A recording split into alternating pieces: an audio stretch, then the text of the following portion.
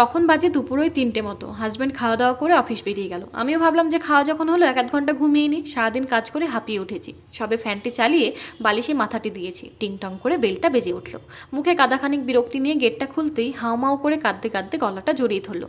ওকে, নতুন এসেছে, আমার প্রতিবেশী, বয়সও অনেক ছোট, এই সবে বিয়ে হয়েছে। কি হয়েছে রে? হাজব্যান্ড বাইরে থেকে খেয়ে চলে এসেছে, অফিসে পার্টি ছিল, আমি যে এত কষ্ট করে রান্না করলাম ওর জন্য না খেয়ে বসে আছি, আর ও খেয়ে চলে এলো। আচ্ছা ঠিক আছে, তুই কি খেয়েছিস? না, আমি খাইও নি আর খাবো না, আমি এখন বাড়িও যাবো না, তোমার কাছেই থাকবো। ঠিক আছে, তুই রেস্ট কর, আমি আসছি।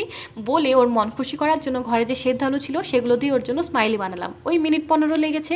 গিয়ে স্মাইলির পেটটা ওকে দিতেই হামাও করে কেঁদে উঠে বলল, দিদি ও আমাকে একদম ভালোবাসে না, খুব বাবার কথা মনে পড়ছে, বাবা আমায় কত ভালোবাসতো, আমাকে না খেয়ে থাকতে দেখলে বাবা জোর করে খাইয়ে দিত। খিদে পেটে বেচারি মনের কথা বলতে বলতে সব কটা স্মাইলি খেয়ে তোমাদের একটা কোশ্চেন করলো, তোমাকে কে সব থেকে বেশি ভালোবাসে, তোমার বাবা নাকি তোমার বর?